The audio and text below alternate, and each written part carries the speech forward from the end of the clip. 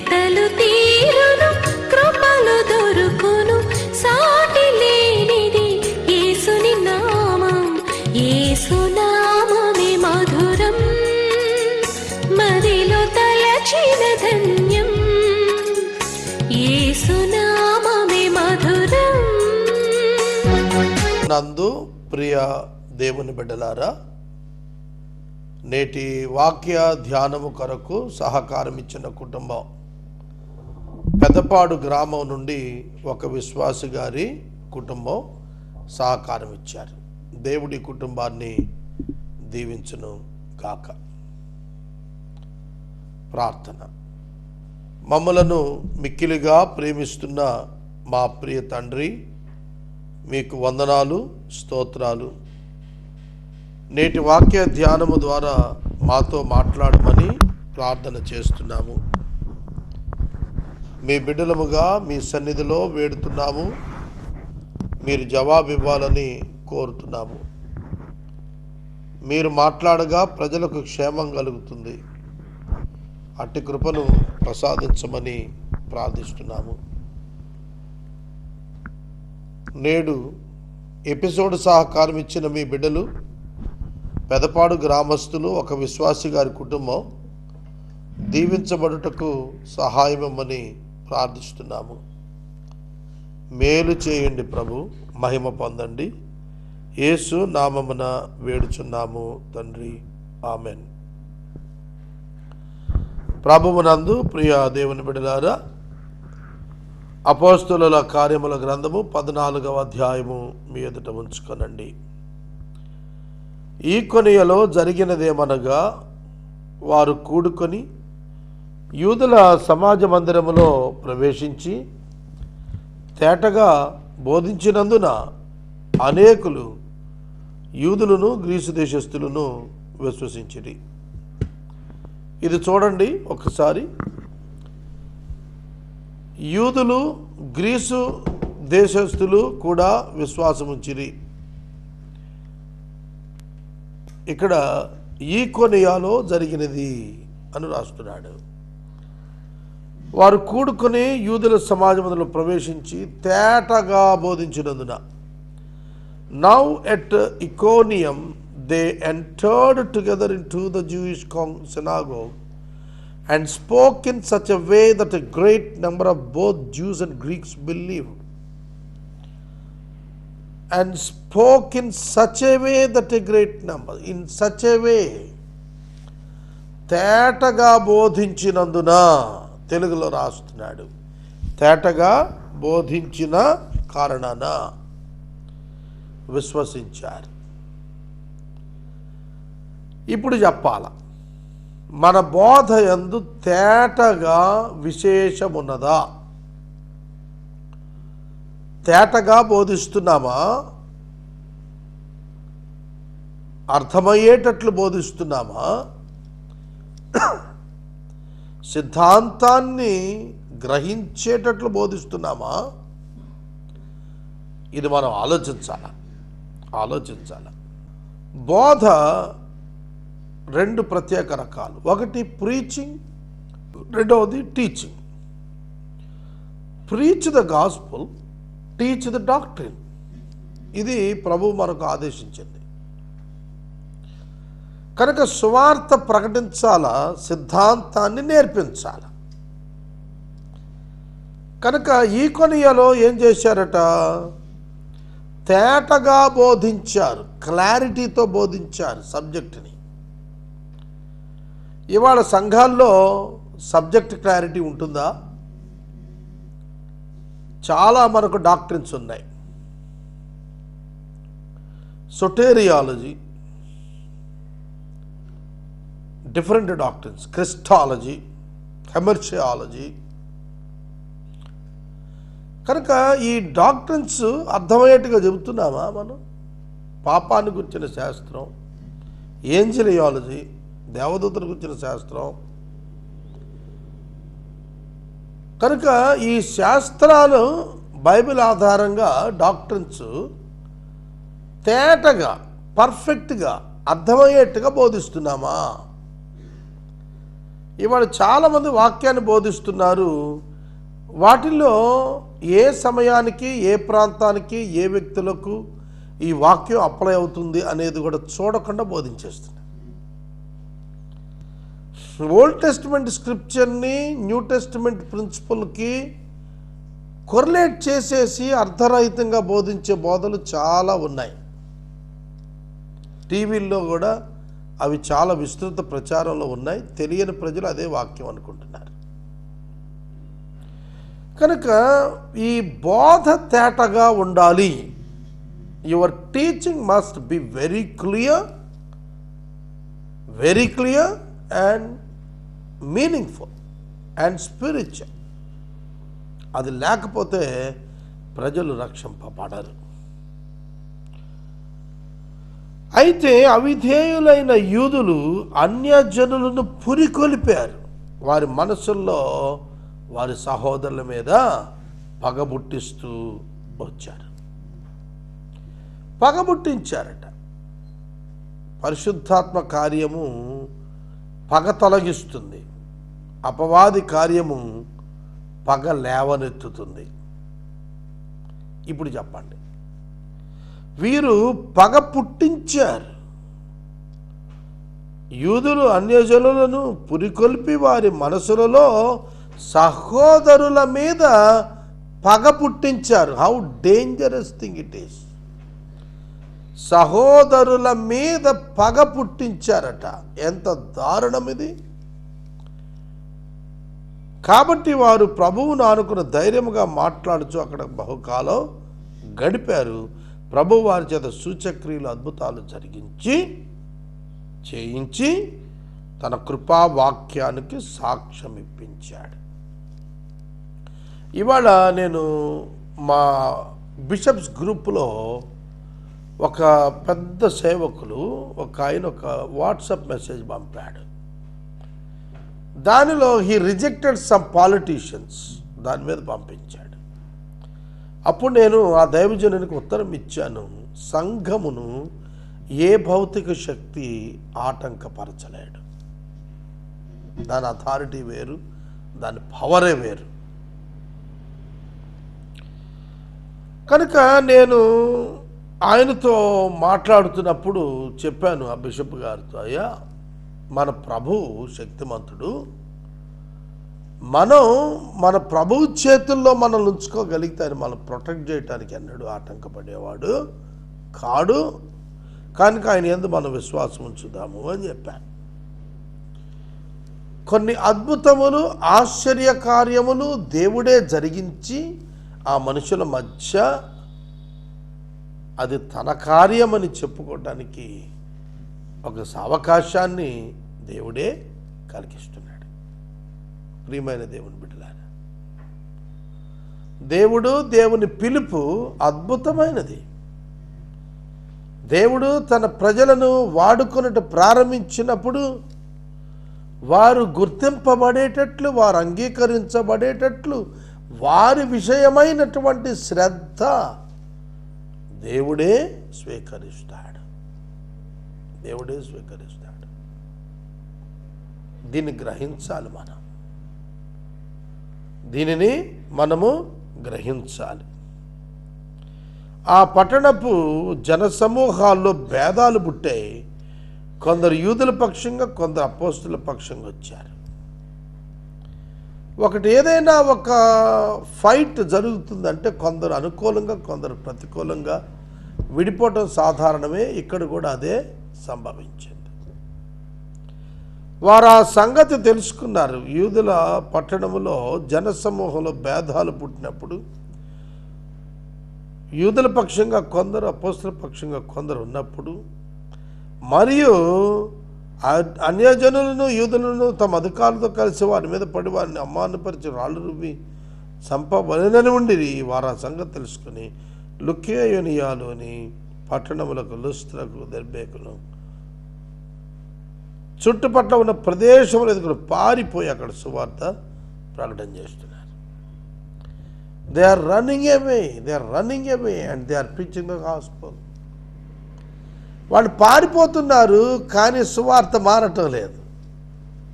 What a beautiful thing it is. పట్టణంలో ఉన్న లుస్త్రకు, దర్బేకు చుట్టూనున్న ప్రదేశాలకు పారిపోయి అక్కడ సువార్త ప్రకటించారు. ఇవాళ మనం ఇంతమంది సంఘాల్లో కూర్చుంటున్నాము అంటే కారణం ఏమిటంటే మనము సువార్త చేత తాకబడ్డాము. ఇంకనూ యవనస్తులుగా ఉండి సువార్త చేత తాకబడని గొప్ప సమూహము నేడు సమాజంలో ఉంది. వాళ్ళ కొరకే మనము ఈ వాక్యోపదేశాలు చేస్తున్నాము. 4వ వచనంలో పట్టణపు జనసమూహంలో భేదాలు పుట్టాయి. యూదుల పక్షంగా కొందరు, అపోస్తలుల పక్షం కొందరు ఉన్నారు. యూదులు తమ అధికారాలతో కలిసి వారి మీద పడి అవమానపరిచి రాళ్ళు చంపాలని వాళ్ళుంటే ఈ సంగతి తెలుసుకున్న లుకోనియా చుట్టుపక్కల ఉన్న ప్రదేశంలో వారు పారిపోయి అక్కడ సువార్త ప్రకటిస్తూ ఉండిపోయారు. పారిపోయి అక్కడ సువార్త ప్రకటించారు. మనమేమనుకుంటామంటే ఇక్కడే ఉండి సువార్త ప్రకటించాలని మొండేస్తాం. కానీ వాళ్ళు ఆ స్థలం వదిలి వెళ్ళి కూడాను సువార్తనే ప్రకటించారు. దర్బేకు, లుస్త్రకు చుట్టుపక్కల ఉన్న ప్రదేశానికి ది ర్యాన్ అవే, వాళ్ళు పారిపోయారు. అక్కడే వారు సువార్త ప్రకటించారు. పారిపోయిన వారు కూడా సువార్త ప్రకటించడం, ఎంత ఆసక్తితో ఉన్నారు సువార్త పట్ల. లుస్త్రలో బలహీన పాదములు గల ఒకడు ఉన్నాడు. ఈ వ్యక్తి పుట్టినది మొదలు కుంటివాడై నడవలేకపోతున్నాడు. అతడు పౌలు మాట్లాడటం విన్నాడు. పౌలు అతని వైపు తేరు చూచి స్వస్థత పొందుటకు అతనికి విశ్వాసము ఉండినని గ్రహించాడు. నీ పాదములు మోపి సరిగా నిలబడని బిగ్గరగా చెప్పినప్పుడు అతడు గంతులు వేసి నడవసాగాడు. జనసమూహములు పౌలు చేసిందని చూసి లుకయోనియా భాషలో దేవతలు మనుషుల రూపం దాల్చి మన మధ్యకు వచ్చేశారు, వారిని సన్మానించుకోవాలి అని చెప్పి వాళ్ళు ప్రయత్నం చేసి బర్నబాకు ద్యుపది అని, పౌలుకి హెర్మే అని పేర్లు పెట్టేశారు. వీళ్ళు దేవతలు చేసేసారు వీళ్ళను కూడా. అది అలవాటు కదా, ఇప్పటికి మన దేశం కూడా అది అలవాటు ఉంది. ఎవరైనా చనిపోయినా, ఎవరైనా గొప్పవాళ్ళన్నా వాళ్ళే మా దేవుడు అని చెప్పి మొక్కేస్తుంటారు. లుస్త్రలో బలహీన పాదాలు కలిగినటువంటి వాడిని ఎవ్వడు పట్టించుకోలే ఎన్నడూ కూడా.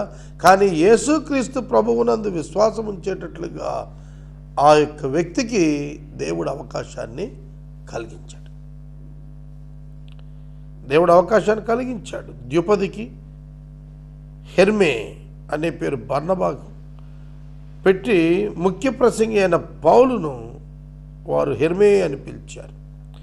పట్టణానికి ఎదురుగా ఉన్న దురాత్మ యొక్క పూజారి ఎడ్లను, పూదండలను ద్వారబంధముల ఎదుగు తీసుకుని వచ్చిన సమూహములతో కలిపి బరి అప్పించాలని ఉన్నారు. 13వ వచనంలో పట్టణమునికి ఎదురుగా ఉన్న ద్విపది యొక్క పూజారి ఎడ్ల పూదండలను ద్వారముల యొద్ద తీసుకుని వచ్చిన సమూహంతో కలిసి బలి అర్పించాలని ఉన్నారు. అపోస్తలుడైన బర్నబా, పౌలు ఈ సంగతి విని తమ వస్త్రాలు చించుకొని సమాజంలోనికి జ్వరబడి, అయ్యలారా మీరు ఎందుకు ఇలా చేస్తున్నారు? మేము కూడా మీ వాటి స్వభావం గలవారమే మనుషులమే. మీరు వ్యర్థమైన వాటిని విడిచిపెట్టి ఆకాశం తట్టు, భూమి వైపు, సముద్రం తట్టు, వాటిలో ఉండేటువంటి సమస్తమైన వాటి తట్టు తిరగాలని మీకు సువార్త ప్రకటిస్తున్నాం. ఆయన గత కాలంలో తమ సమస్త జనులను తమ తమ మార్గంలో ఎందు నడవనిచ్చెను. ఇక్కడ 17వ వచనం దగ్గరికి వచ్చేటప్పటికి తమ జనులు తమ తమ మార్గాలు యందు గత కాలాలుగా నడవటానికి ఆయన అనుమతి ఇచ్చాడు. He allowed them to walk in the same dirty things. God allowed because he is going to save them by faith, by grace. దేవునికి వారి బ్రతుకంతా తెలుసు. వాళ్ళని ఎట్లా చేయాలో, ఎక్కడ దేవాలో, ఎట్లా పెట్టుకోవాలో అన్నీ కూడా ఆయనకు ప్రణాళిక ఉన్నది. అపోస్తలులైన బర్నబా, పౌలు ఈ సంగతి విని వస్త్రాలు దించుకుని, అయ్యా మీరు ఎందుకు ఇలా చేస్తున్నారు? మేము కూడా మీలాంటి స్వభావం గల మనుషులమే. వ్యర్థమైన వాటిని విడిచిపెట్టండి. ఆకాశం, భూమి,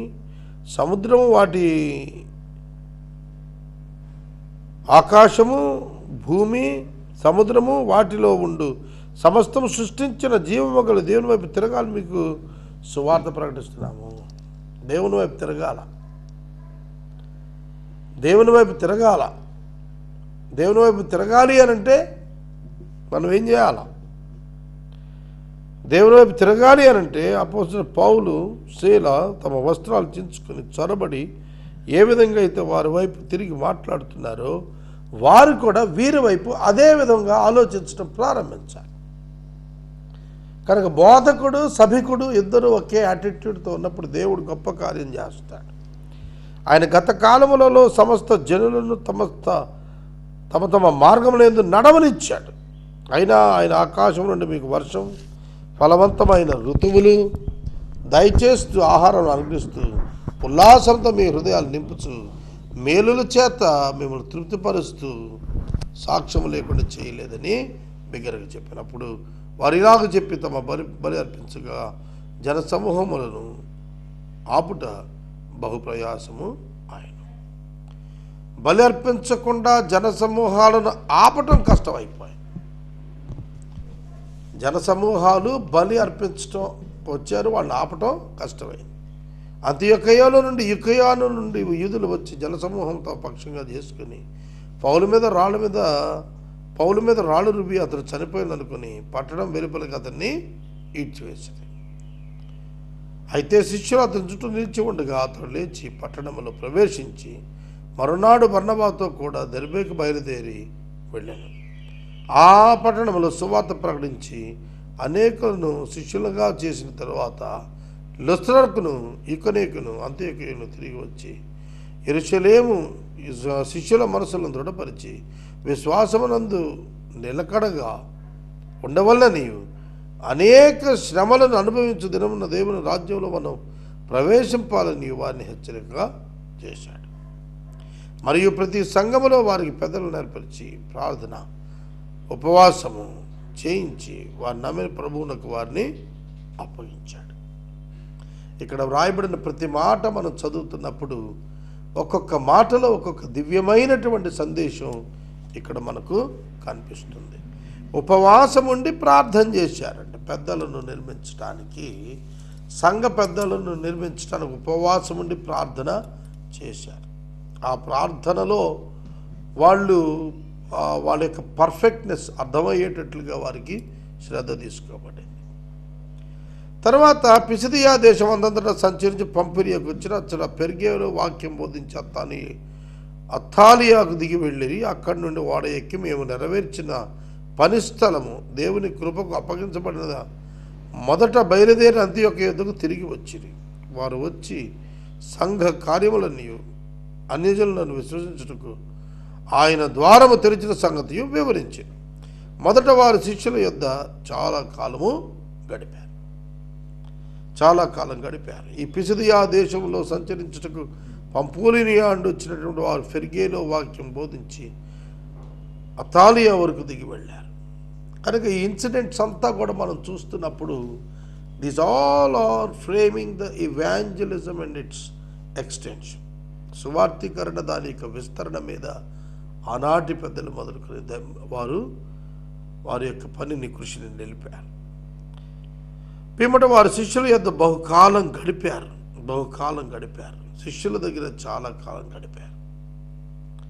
ఇది మనం 14వ అధ్యాయంలో మనం ముగించుకున్నటువంటిది. దీన్ని మనం ఆలోచన చేస్తున్నప్పుడు దేవుని కార్యములు దేవుడు సంపూర్ణము చేయనై ఉన్నాడని మనకు అర్థమవుతూ ఉన్నది.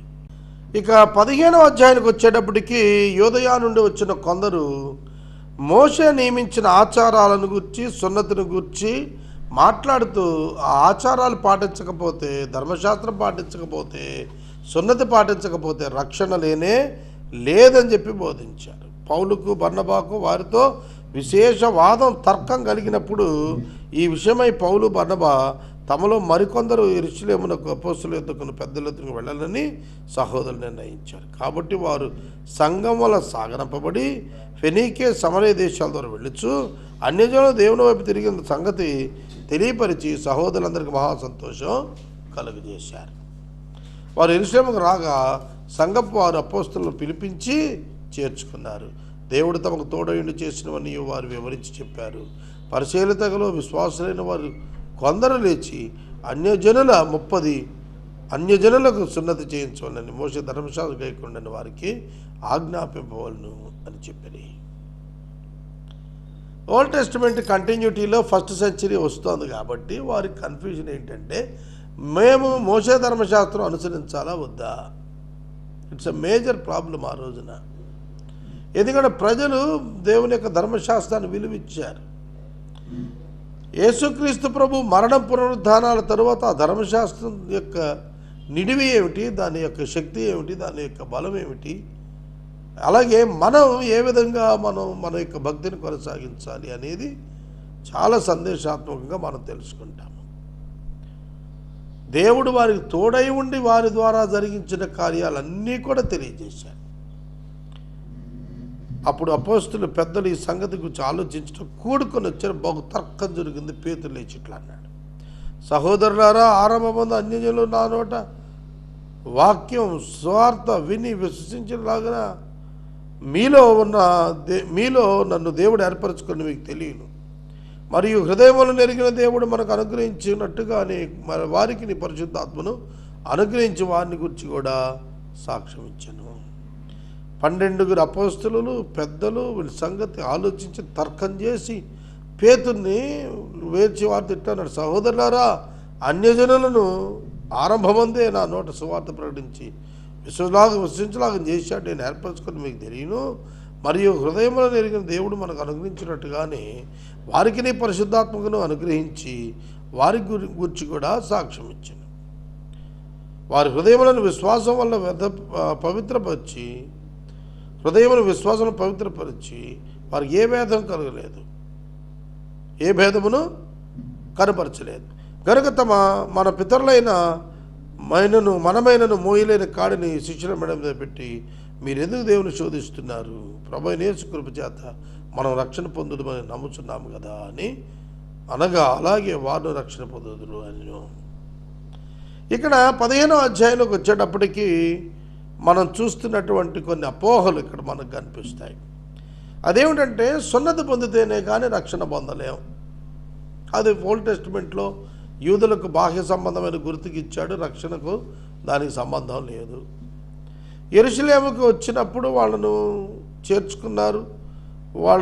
వాళ్ళు కూడా అక్కడ విశ్వాసులు అన్యజనులకు సున్నతి చేయించాలని చెప్పి ఆజ్ఞాపించండి అని చెప్పి ఒత్తిడి తెచ్చారు. ఇదే మాటల మీద పేతురు భక్తుడిని పౌలు గారు గలతీ సంఘానికి ఉత్తరం రాస్తున్నప్పుడు కడిగేశాడు. యు ఆర్ రాంగ్ అని కడిగాడు. కనుక నేను మనవి చేస్తున్నాను, దేవుని యొక్క వాక్యము మనకేమని తెలియజేస్తుందో దాని ప్రకారం మనం జరిగించాలి. వారి యొక్క తర్కం వారు ఆలోచించడానికి అపోస్తలుల పెద్దలు ఈ సంగతి గురించి ఆలోచన కూడుకున్న తర్కం జరిగింది. పేతురు లేచి మాట్లాడాడు, నా నోట వాక్యం విని విశ్వసించేలాగా మీలో నన్ను దేవుడే ఏర్పరచుకున్నాడని మీకు తెలుసు అంటున్నాడు. ఎందుకంటే పెంతెకొస్తు పండుగ నాడు ఆ యొక్క పేతురు గారే కదా ఆ గొప్ప కార్యానికి ఆయన ఆజ్యం అయినటువంటి వాడు. ఆయన ఆ బోధ చేతనే కదా పరిశుద్ధాత్మ దేవుడు ఆ దినాన్ని దిగివచ్చి వారిని దర్శించినది. ఆ రోజు నుండి కూడా పేతురు గారు అదే అభిషేకాన్ని ఎక్స్పెక్ట్ చేస్తున్నాడు. కొన్ని వ్యతిరేక్తమైన జరిగినప్పుడు ఆలోచనలో పడుతున్నాడు. ఏ భేదము కూడా కనపరచలేదట. ప్రభు అయిన క్రీస్తు కృప చేత మనం రక్షణ పొందాలని నమ్ముతున్నాం కదా, అలాగే వారు కూడా రక్షణ పొందారు.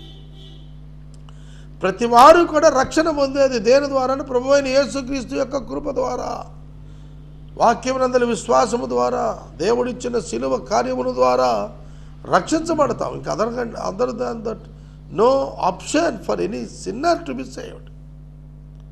ఒక పాపి రక్షించబడాలంటే ఎక్కడ లేదది. కేవలం క్రీస్తు యేసునందే ఆ రక్షణ భాగ్యం జరుగుతుంది. అంతటా సమూహం అంతా ఊరకుండి బర్నబా పౌలు తమ ద్వారా దేవుడు అన్యజనుల్లో చేసిన అద్భుత క్రియలు వివరించగా ఆలకించారు. వారు చాలించిన తర్వాత యాకోబు ఇట్లా అన్నాడు, సహోదరులారు, నా మాట ఆలకించండి. అన్యజనుల్లో నుండి దేవుడు నా నామం కొరకు ఒక జనాన్ని ఏర్పరచుకుంటూ వారిని ఎలాగూ మొదట కటాక్షించినో సుమియోను వివరించాడు. ఇందుకు ప్రవక్తల వాక్యాలు సరిపడ్డాయి. ఆ తర్వాత నేను తిరిగి వస్తాను. మనుషుల్లో కడమ వారు నా నామం ఎవరు పట్టబడిన సమస్త జల్లి ప్రభువును వెతుకున్నట్లు పాడైపోయిన గుడారం తిరిగి కడతాను. దాన్ని పాడైన వాటిని తిరిగి కట్టి దాన్ని నిలవబెట్టినప్పుడు అనాది కాలం ఈ సంగతులు తెలియపరిచిన దేవునికి ప్రభువుకి సెలవిస్తున్నాడు అని వ్రాయబడింది. కాబట్టి అన్యజనుల్లో నుండి దేవుని వైపు తిరుగుతున్న వారిని మనము కష్టపెట్టక విగ్రహాలకు సంబంధించిన అపవిత్రత, జాగ్రత్తను, గొంతు పిసికిన రక్తం విసర్జించుట వారికి పత్రిక రాసి పంపాలని నాకు అభిప్రాయం కలిగింది. అనగా సమాజ మందిరంలో ప్రతి విషయాన్ని అందిన మోసే లేఖలు చదవటం వల్ల మునుపటి తరం నుండి వచ్చిన నియామకములను ప్రకటించేవారు పట్టణాల్లో ఉన్నారని చెప్పబడింది. ఇక్కడ చదివినటువంటి వాక్య భాగములన్నింటిలో Christian discipline, Christian ethics and Christian information పర్ఫెక్ట్గా ఉంది. అపోస్తల కార్యములో సంఘానికి దేవుడు ఎటువంటి ఆధిక్యత ఇచ్చాడో చూస్తున్నాం. నేటి వాక్య ధ్యానానికి సహకారం ఇచ్చిన కుటుంబం పెదపాడు గ్రామం నుండి ఒక విశ్వాసి గారి కుటుంబం. ప్రార్థన. మమ్మల్ని మిక్కిలిగా ప్రేమిస్తున్న మా ప్రియ తండ్రి, మీకు వందనాలు, స్తోత్రాలు. విన్న వాక్యాన్ని దీవించమని ప్రార్థిస్తున్నాము. ప్రభు యేసే పరిష్కారానికి ప్రతి అవసరాన్ని తీర్చండి, మహిమ పొందండి. మా రక్షకుడైన యేసు నామమున ప్రార్థిస్తున్నాం తండ్రి, ఆమేన్. తండ్రి అయిన దేవుని ప్రేమ, కుమారుడైన యేసయ్య కృప, పరిశుద్ధాత్మని యొక్క అన్యోన్య సహవాసం సదాకాలం మనందరికీ తోడయుండును గాక. ఆమేన్.